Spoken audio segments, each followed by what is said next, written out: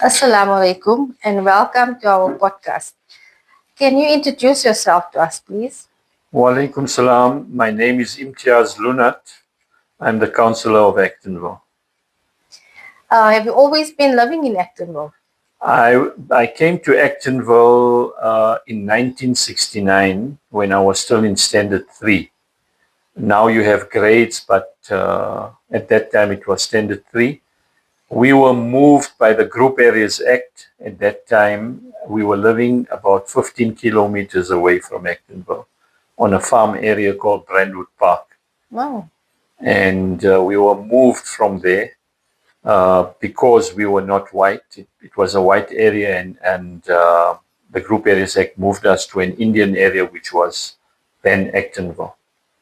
Oh, that's a big jump because you're used to a big space and then you had Yes, we were living on a farm. It was very nice. Yeah. But, we were forcibly removed. We had to move here. But I came to school in Actonville from grade 1. Okay. So I schooled in Actonville from grade 1 in Benoni Primary. I did my primary school in in Benoni Primary. And then I went to William Mills High School. Who was the principal then? At William Mills was Mr. Vala. At Benoni Primary was Mr. Hasib. Okay. We hear those names often. Yeah. What was Mr. Vala like? Well, he traveled from Lens, from Lenasia, and he was a good principal. He controlled the school well. He had authority, so people respected him. All right. What was the population like in Actonville in those early years? At that time, the population wasn't too big because these houses were just built in 1969. Okay. And Indians were moved in. A lot of our Indian people lived in the location before. Which location? Yes, it was mixed. It was Okay. called Itwatwa at that time. Oh, wow. Yeah. And when did they make it Actonville? How did it get the name Actonville? I don't know. At that time, we had people like Salam Mayed, councillors or representatives of Indian people who decided on the name. Okay. And also the street names you see now, it was them who decided on the names. Yeah, because I see a lot of the older generation, they still say First Street, Second Street, Third Street, and then now the names of First Street to 18th Street. Yes. But it was only the bottom end. Yeah. That is the end of the other side of Maya Drive, going towards the Wadville. That was where people lived. Okay. At that time, we only had one masjid, which was in 7th Street, which is still there, the Jame Masjid. And that was where our people used to pray. Okay. What other religious institutes were there at that time? There was a Mahasabha. Okay. They were in 5th Street. That building was there. Some of it is still there now. I don't remember a Tamil temple that came about in the new Actonville. Okay. As a child growing up here in Actonville, is there any fond memory that sticks out for you?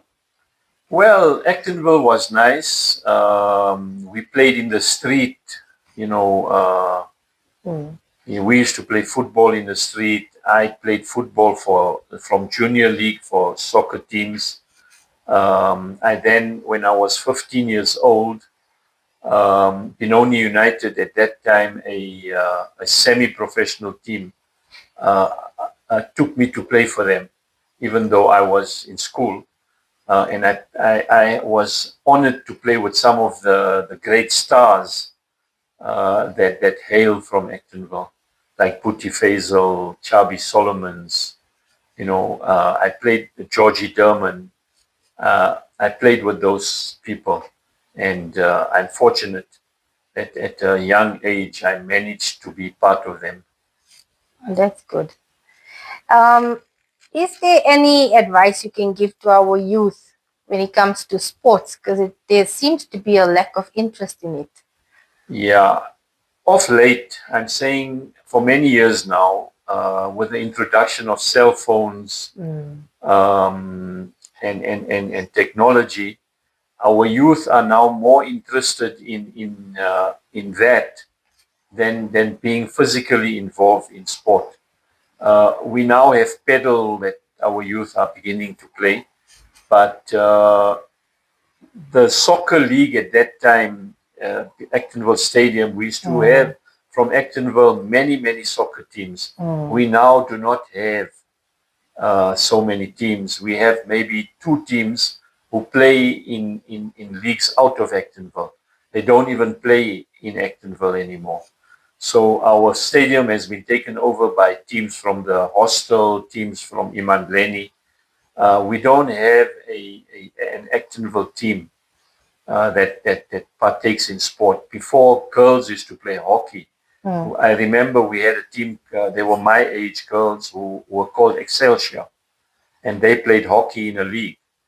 We don't have that anymore. People used to play netball, people used to play tennis. Our tennis courts were vibrant. There used to be tennis tournaments. Our squash court was very vibrant as well.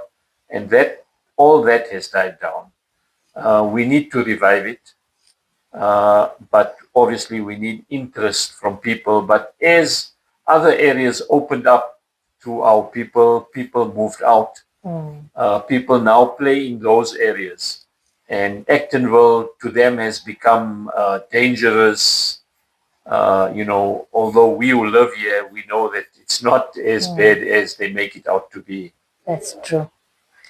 When did the council flats get erected? In about 1972 to 1976. That is when the council flats were built. They were built by community development. Okay. Is there something about you that you'd like to leave with us as your legacy? Well, all I can say is I've always, coming from a poor home, I've always fought for the destitute. I still do that. Although I may not have all the powers to appease or to satisfy the people who come to me, because council has resolutions that we have to go by, and there are many things people ask for that are just not possible. I would like the people of the flats to get ownership. I would like the flats to be more decent, more safer.